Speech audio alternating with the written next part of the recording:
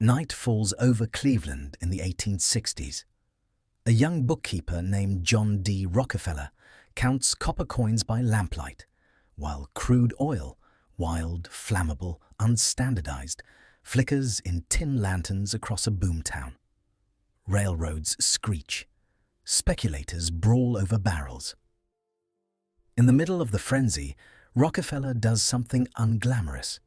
He studies costs, memorizes rail tariffs, and decides that the most reliable money in oil isn't striking it. It's refining it, moving it, and selling it clean and safe. Years later, on a hill above the Hudson River, marble hallways and manicured gardens will testify to how far a bookkeeper's logic can travel. The question is, how one family turned volatile oil into the richest private fortune of the industrial age, and then converted that fortune into institutions, politics, and a template for power that outlived the monopoly that made it. Rockefeller was born in 1839 and learned double-entry bookkeeping as a kind of creed. Every dollar has a job, every process a cost, every cost a target.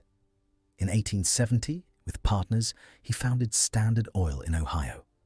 He avoided drilling gambles and built a system: buy crude from many, refine with discipline, transport at scale, and sell a product so consistent that kerosene, once a smoky hazard, became a safe household staple. He negotiated rebates with railroads, financed pipelines to bypass bottlenecks, bought struggling refineries rather than wage ruinous price wars, and standardized containers, contracts, and quality. The details were dry and the results spectacular. By the 1880s, Standard Oil controlled the lion's share of American refining and a web of pipelines, tank cars, and storage that made price and supply predictable for him and vulnerable for everyone outside the system. Power begets backlash. Journalists such as Ida Tarbell documented Standard's tactics and secrecy. States pursued antitrust cases, and in 1911, the US Supreme Court ordered the breakup of Standard Oil into more than 30 companies. The ruling was a landmark for regulation and an unexpected windfall. The fragments, including future Exxon, Mobil, and Chevron, grew as automobiles multiplied and gasoline demand surged. Rockefeller, who retained large shareholdings, watched the pieces appreciate.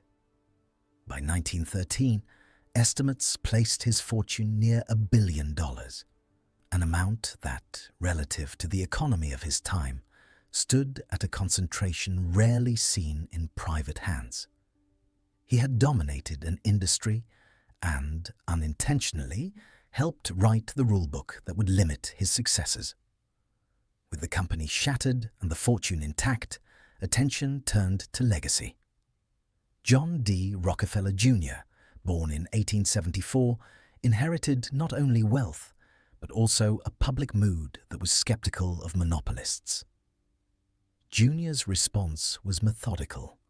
He funded model housing, backed scientific management of philanthropy, and supported labor relations experiments, sometimes successfully, sometimes painfully. He married Abby Aldrich, whose taste and civic ambition helped create the Museum of Modern Art in New York. Through Junior, the family's profile tilted from industrial to institutional. Fewer smokestacks, more boards, galleries, and campuses. He financed the restoration of colonial Williamsburg, a project equal parts preservation, pedagogy, and nation-building. He also became the family's chief builder of structure, trusts to hold assets, rules to govern distributions, and foundations to convert private wealth into public purpose. The 5 sons of Junior developed specialties that extended the family's reach. John D. Rockefeller III focused on population health and cultural exchange, championing research and establishing platforms that looked outward to Asia. Nelson Rockefeller became New York's governor for 4 terms, a builder of public universities and cultural complexes whose technocratic confidence, later as U.S. Vice President from 1974 to 1977, symbolized a strand of republicanism now largely historical.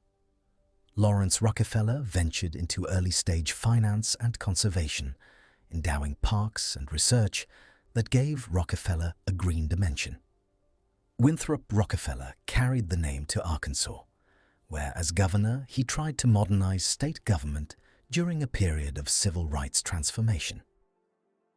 David Rockefeller entered banking, eventually chairing Chase Manhattan, using the institution as a platform for international finance, shuttle diplomacy, and an ever-widening web of relationships with heads of state and business leaders. Behind the names and offices was architecture. The Rockefeller Foundation, launched in 1913, aimed at the well-being of mankind, which translated into funding for public health campaigns, medical schools, epidemiology, and agriculture, long before global health became a policy field.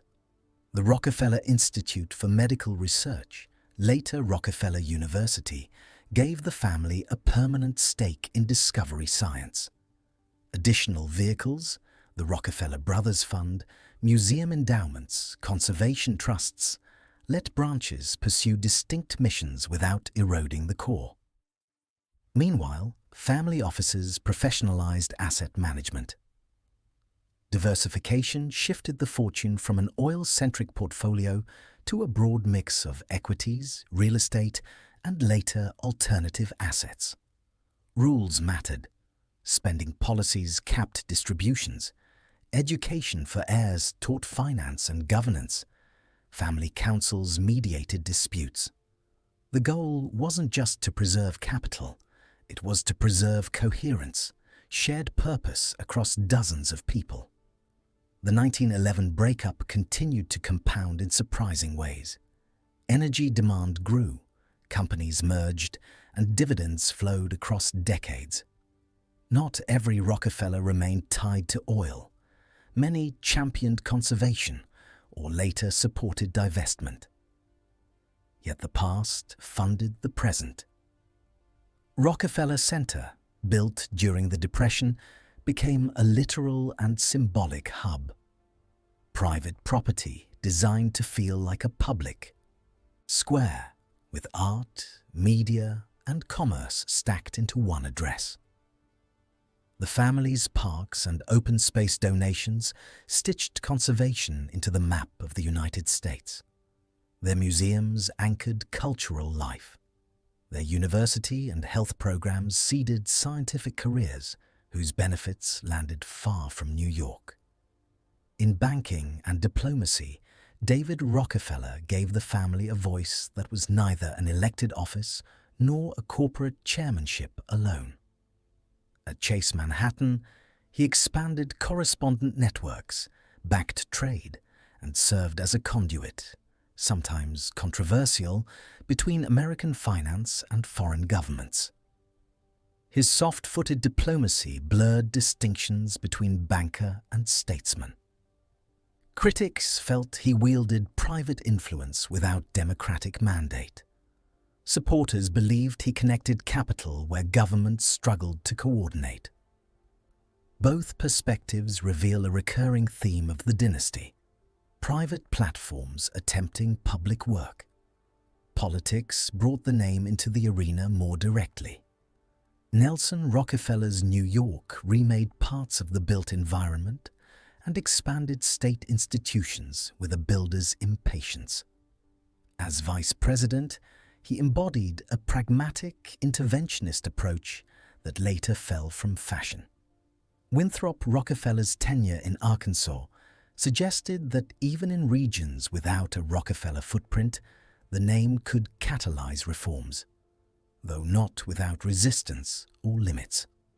These chapters showed that wealth can buy a microphone, but not a guaranteed majority. The philanthropic record is long and complicated. In medicine, Rockefeller money helped professionalize labs, underwrite vaccines, and build public health campaigns targeting hookworm and yellow fever, efforts that saved lives on several continents. In education, grants reshaped curricula and research standards. In the arts, MoMA and other institutions made modernism intelligible to the public. The case for this activity is straightforward. Concentrated wealth can move quickly and persist through market cycles and election cycles. The criticism is just as clear. When foundations set agendas, they can steer priorities without electoral accountability. The Rockefellers themselves helped formalize governance and transparency in philanthropy, but the tension remains between efficacy and legitimacy, expertise and consent. As the 20th century gave way to the 21st, the family's position changed in predictable ways. Wealth dilutes as branches multiply. No single Rockefeller today commands the economic weight that John D. Rockefeller Sr. once did relative to the nation. Some descendants lead independent ventures, others choose quiet careers. The collective net worth is substantial, but not singular, spread across households and institutions rather than stacked in one ledger. What remains concentrated is the institutional imprint, foundations with defined programs, a university with Nobel-studded history, a cultural complex recognized worldwide, conservation, landscapes measured in square miles, and a brand that still signals establishment competence. The paradox of the Rockefeller name is stark and modern. A fortune born from fossil fuels now funds climate research, conservation, and, in some cases, divestment campaigns. The family helped finance the industrial age. Later generations grapple with its externalities. Some see hypocrisy, others evolution. In practice, the dynasty has often treated stewardship as iterative, funding cleaner technologies, supporting public health infrastructure, and backing arts and education that broaden access. Whether that satisfies critics depends on what one expects from private wealth in a democratic society. Strip away the marble and the myths, and one pattern becomes clear. John D. Rockefeller Sr. didn't just build a company, he built an operating system. It prioritized cost control, vertical integration, standardized quality, and relentless logistics. Antitrust law broke the container, but not the compounding engine. His son and grandchildren then refactored the code for a new environment. Less factory, more foundation, less refinery, more university, less monopoly, more network. They learned that reputation is its own form of capital. They institutionalized values, efficiency, order, ambition, into places where millions of people encounter them: hospitals, museums, parks, campuses, and city blocks. The result is a dynasty whose power today is not measured by a single balance sheet. It is measured by the persistence of structures, endowed chairs that outlast donors, galleries that outlast curators, a research campus that outlasts fashions in science, a banking legacy that outlasts a chairman. It is also measured by the debates the family forced into the open. How much private influence should shape public life?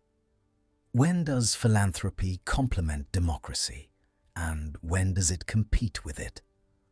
What responsibility do heirs have to repair harms connected to their source of wealth? The story of the Rockefellers ultimately answers the opening question with two truths held together. First, one family did become, for a time, the richest in history by mastering the boring parts of a young industry: accounting, contracts, transport, and trust. Second, their real legacy is not a secret hand on the world's levers, but a widely imitated template. use institutions to make private wealth public-facing, and use governance to keep a sprawling family aligned just enough to matter. The template can fund vaccines and parks. It can also tilt priorities in ways voters never chose. It is both a promise and a warning about the reach of private power. If you walk through Rockefeller Center in winter or across a park that bears their name in summer, the story feels less like a conspiracy and more like an argument.